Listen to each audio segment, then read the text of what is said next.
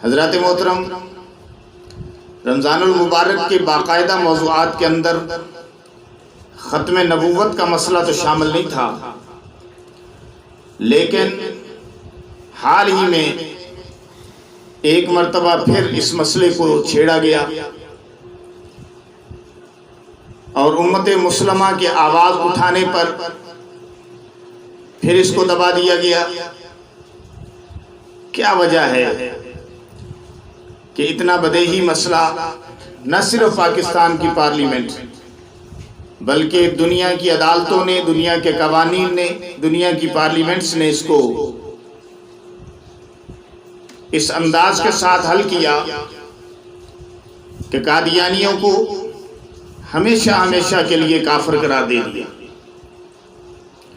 لیکن کسی نہ کسی بہانے سے، کسی نہ کسی انداز اور طریقے کے ساتھ پھر جو ہے امت مسلمہ کی پلس پر ہاتھ رکھا جاتا ہے کہ دیکھیں کہ مسلمان جو ہے اس موضوع پر، اس بات پر کتنا جو ہے وہ رد عمل پیش کرتے ہیں کہ قانون کے اندر کہیں نہ کہیں سے اپنے لیے زیادہ سے زیادہ حقوق کا راستہ ہموار کیا جائے۔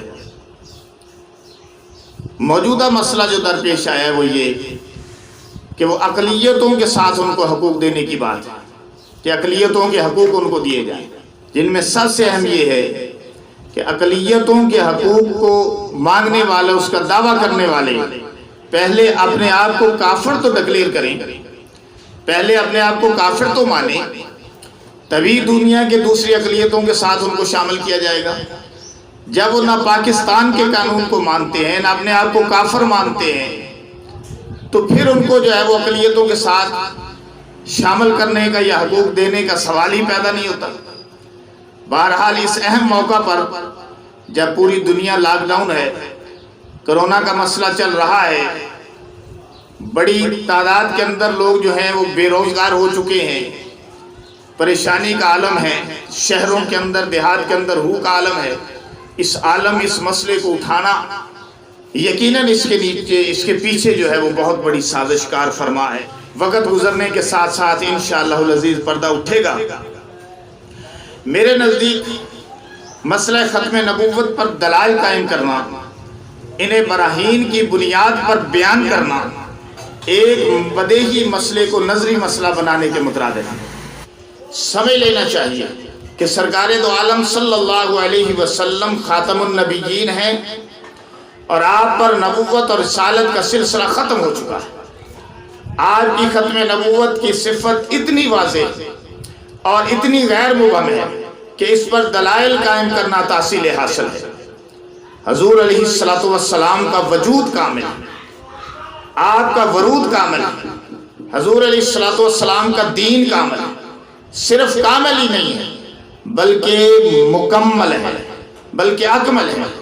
آپ کی ذات گرامی صلی اللہ علیہ وسلم پر تمام نعمتیں مکمل ہو چکی، فضائل اور درجات مکمل کر لیے گئے، اس لیے آپ کو خاتم النبیین، خاتم الانبیاء ماننا، عقیدہ رکھنا، یہ ایسا بدیہی امر ہے کہ اس کو دلائل سے ثابت کرنے کی ضرورت ہی نہیں۔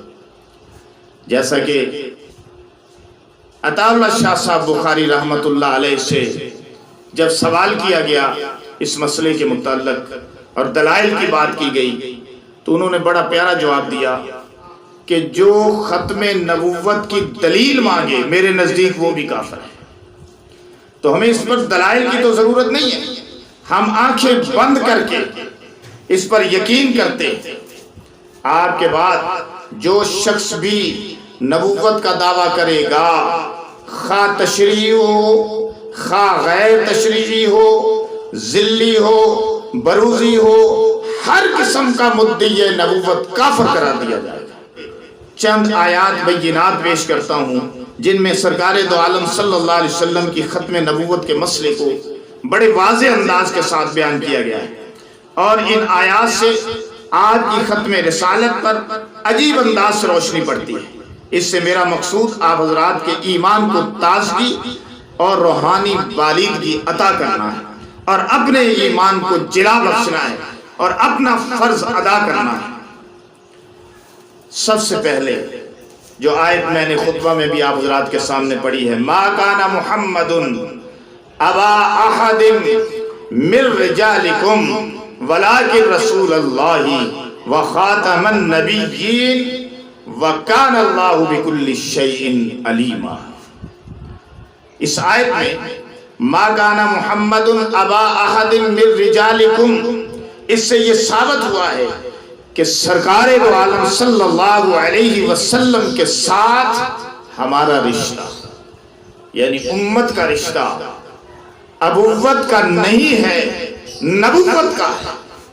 پوائنٹ نوٹ کریں، ہمارے ساتھ، ہمارا اپنے نبی کے ساتھ تعلق اور رشتہ جو ہے وہ ابوت کا نہیں ہے بلکہ نبوت کا ہے۔ اس سے یہ بات ثابت ہو گئی، اس لیے اللہ تعالیٰ نے آپ کی حیات طیبہ ہی میں آپ کے فرزندان حقیقی کو ایک ایک کر کے اپنے پاس بلا لیا۔ سب کی وفات آپ صلی اللہ علیہ وسلم کی زندگی میں ہی ہو گئی، تاکہ دنیا کے اصول کے مطابق والد کی رحلت کے بعد کسی فرزند کو بھی نبوت کا دعویٰ کرنے کا موقع نہ ملا۔ یہ بات ہے۔ محمد ما کان محمد ابا احد من رجالکم کا حقیقی مفہوم بھی واضح ہو گیا اور تاج ختم نبوت کا تحفظ بھی ہو گیا۔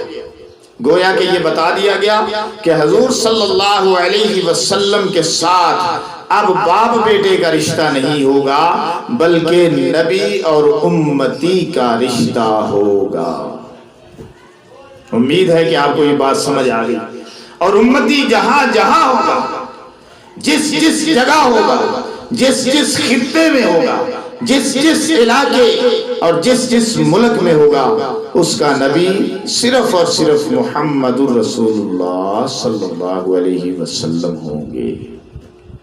جو شخص جس مقام پر بھی کہے گا کہ میں امتی ہوں، جس مقام پر بھی، سن لیجئے، جس مقام پر بھی کوئی شخص کہے گا میں امتی ہوں، اس مقام پر سرکار دو عالم صلی اللہ علیہ وسلم، امام الانبیاء، خاتم الانبیاء، وراء الورا، محمد الرسول اللہ صلی اللہ علیہ وسلم اس کے نبی ہوں گے۔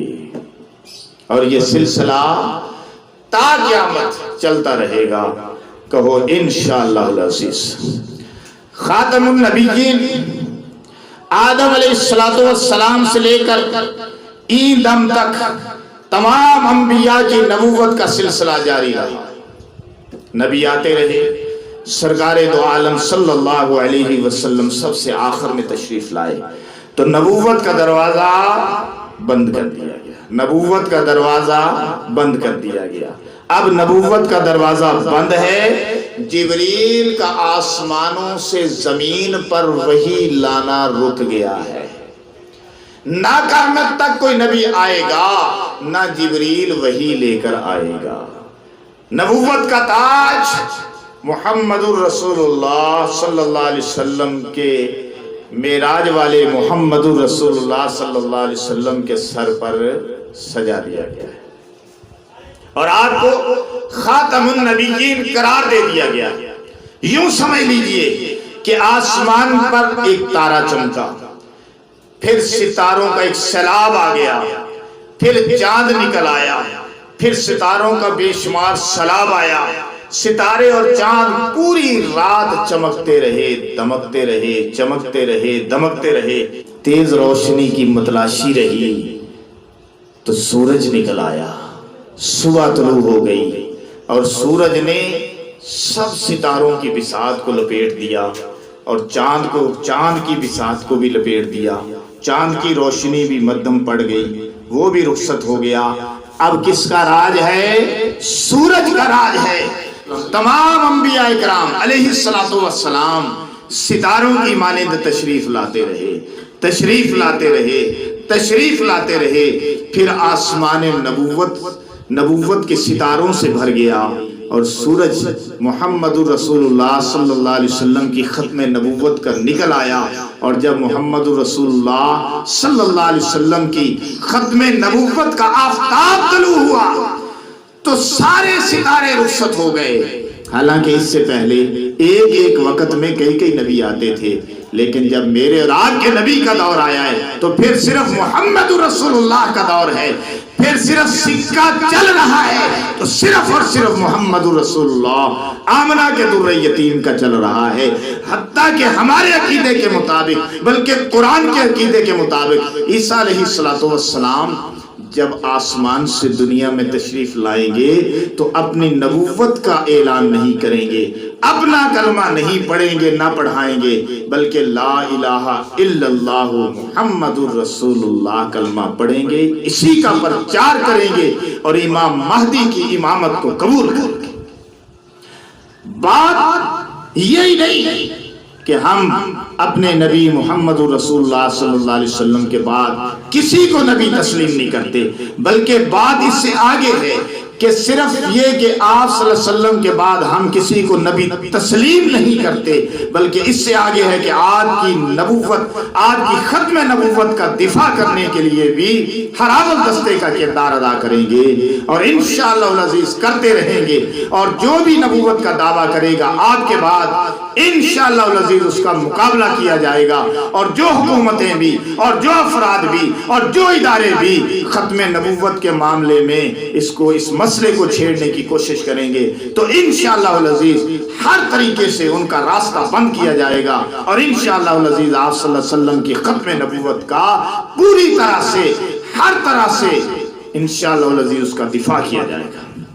سپاہی بن جائیے محمد رسول اللہ کے اور آپ کی ختم نبوت کے۔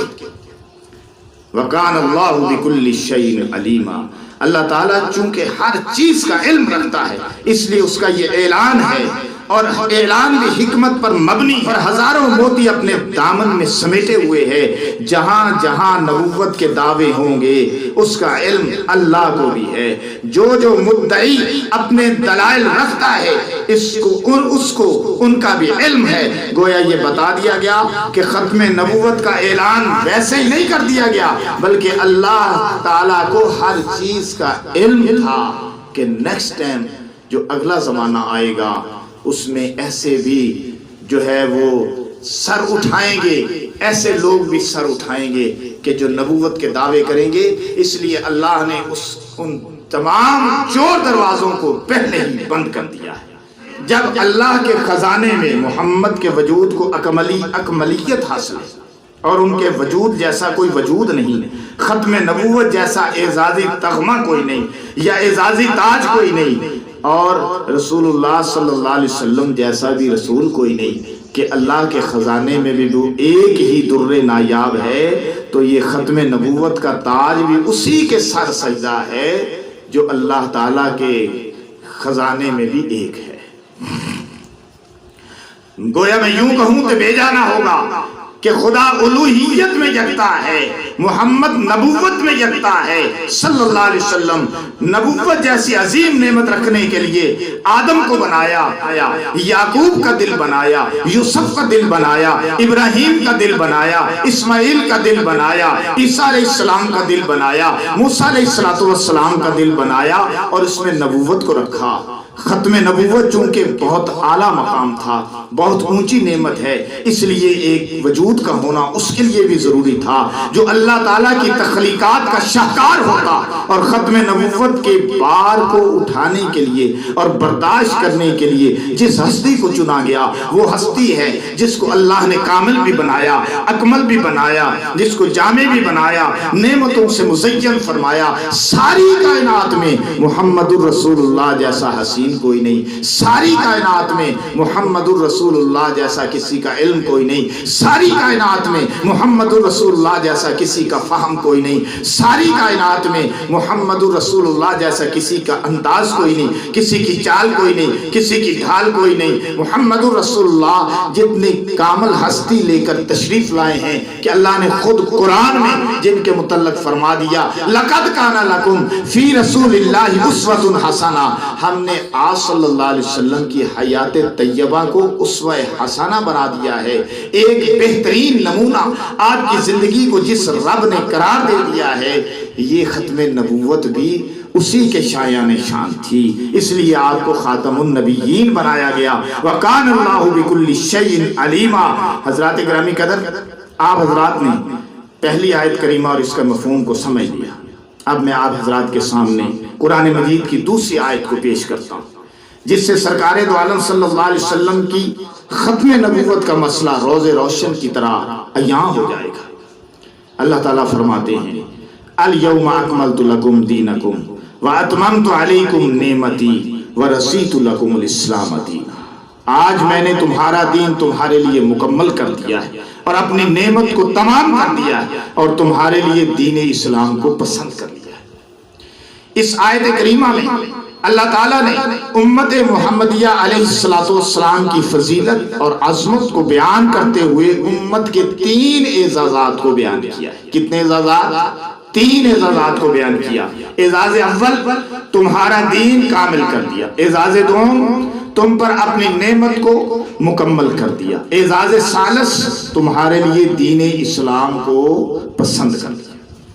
حضرت آدم علیہ السلام سے لے کر حضرت عیسیٰ علیہ السلام تک جس قدر انبیاء تشریف لائے، وہ اپنی اپنی امتوں کے لیے احکامات لائے، انعامات لائے، مگر ہر نبی کے بعد ایک دوسرے نبی کی ضرورت باقی رہی اور احکامات کی ضرورت بھی باقی رہی۔ یہ سلسلہ نبوت حضرت عیسیٰ علیہ السلام تک برابر چلتا رہا، مگر سرکار دو عالم صلی اللہ علیہ وسلم چونکہ آخری نبی تھے اور آپ کے بعد کسی نبی نے نہیں آنا تھا اور نبوت کا دروازہ بند ہو جانا تھا، اس لیے اللہ تعالیٰ نے آپ کو دین کامل عطا فرمایا۔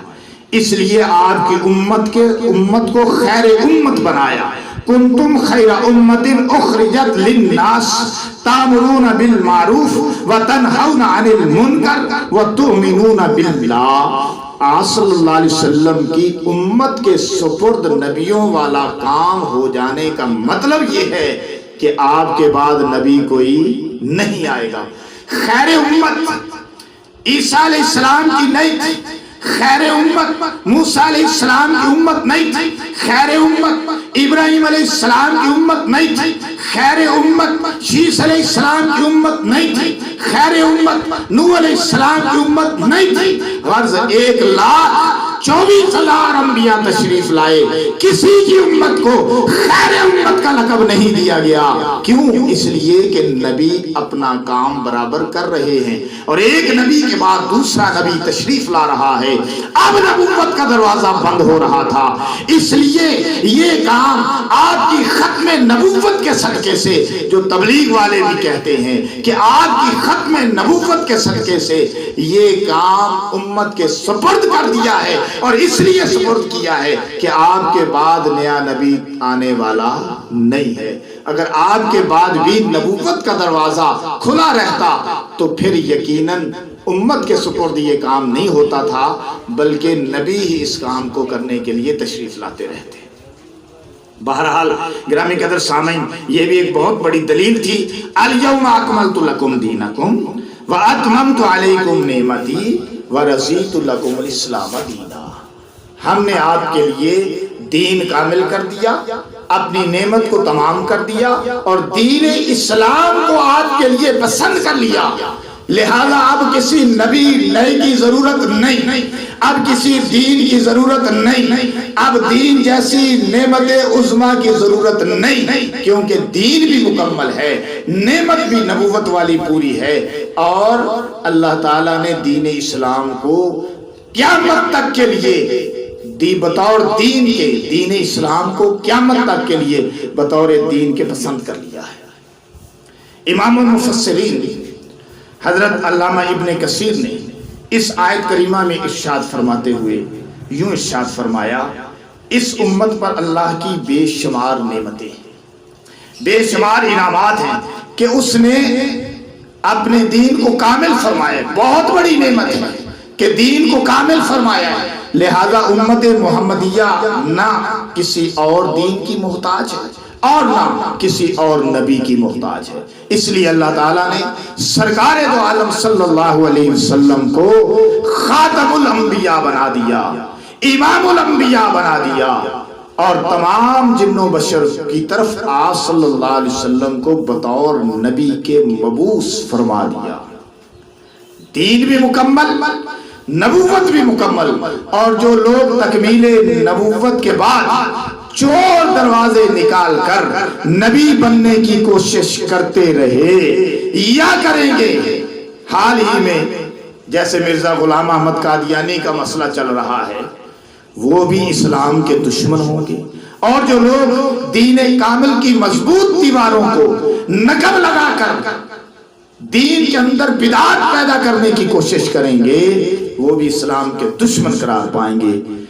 دونوں طبقے اسلام کے خیر خواہ نہیں ہیں۔ نبی پاک صلی اللہ علیہ وسلم کا دین مکمل ہے۔ آپ کی حیات طیبہ کا ایک ایک لمحہ ہمارے سامنے روز روشن کی طرح آیا ہے۔ چلنے میں، پھرنے میں، اٹھنے میں، بیٹھنے میں، سونے میں، جاگنے میں، کھانے میں، پینے میں، معاد میں، معیشت میں، حکومت میں، سیاست میں، ہر جگہ پر آپ کا اسوہ کامل موجود ہے۔ اور جب آپ کا اسوہ کامل موجود ہے تو کسی اور کے طریقے کی ضرورت نہیں ہے، اور جب آپ کا دین کامل ہے کسی اور دین کی ضرورت نہیں، نبوت کامل ہے کسی اور نئے نبی کی ضرورت نہیں ہے۔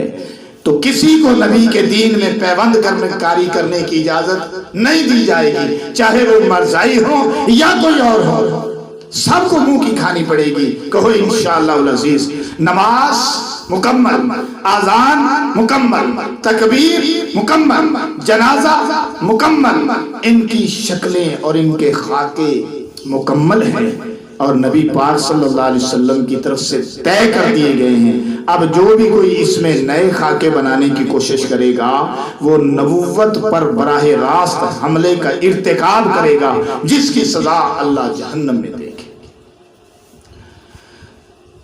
امت محمدیہ پر تمام نعمتیں مکمل ہیں، تہجد کی نعمت مکمل ہے، فرائض کی نعمت مکمل ہے، زکوٰۃ کی نعمت مکمل ہے، صدقات کی نعمت مکمل ہے، وضو کی نعمت مکمل ہے، تیمم کی نعمت مکمل ہے، حج کی نعمت مکمل ہے، عمرہ کی نعمت مکمل ہے، عیدین کی نعمتیں مکمل ہیں، رمضان کی نعمت مکمل ہے، قرآن کی نعمت مکمل ہے، اسوہ کی نعمت مکمل ہے، حدیث کی نعمت مکمل ہے، فقہ کی نعمت مکمل ہے۔ اللہ تعالیٰ نے اس دین کی حفاظت کا پورا بندوبست کر دیا ہے، اور دین کو ہر طرح سے حفاظت کر کے امت محمدیہ کے لیے رکھ دیا ہے کہ جو اس سے فیض یاب ہونا چاہے قیامت تک ہوتا رہے گا۔ محمد مصطفیٰ کی نبوت کی نعمت مکمل ہے۔ مسلمانوں کے لیے سب سے بڑی نعمت حضور علیہ السلام کا وجود گرامی قدر ہے، اور وجود بھی ایسا جس کو ختم نبوت کے موتیوں سے سجا دیا گیا ہے۔ اس سے بڑی نعمت اور کیا ہو سکتی ہے؟ اس لیے مجھے کہنے دیجئے، جس امت کو حضور جیسا پیغمبر ملا ہو، جس امت کو حضور جیسا سردار ملا ہو، جس امت کو حضور جیسا حسین ملا ہو، جس امت کو حضور جیسا مصطفیٰ ملا ہو، جس امت کو حضور جیسا شافع ملا ہو، جس امت کو حضور جیسا مشفع ملا ہو، اس امت کو نعمت عظمیٰ کے بعد کسی چیز کی ضرورت نہیں۔ ہاں، ایک چیز کی ضرورت باقی رہتی ہے کہ وہ اللہ کا شکر ادا کرے، وہ اللہ کا شکر ادا کرے، وہ اللہ کا شکر ادا کرے۔ جس قدر شکر ادا کرے گا یہ نعمت اس کے سینے کے اندر اترتی چلی جائے گی، اور اس کے لیے دنیا اور آخرت کی بھلائیوں کا سبب بنتی چلی جائے گی۔ وآخر دعوانا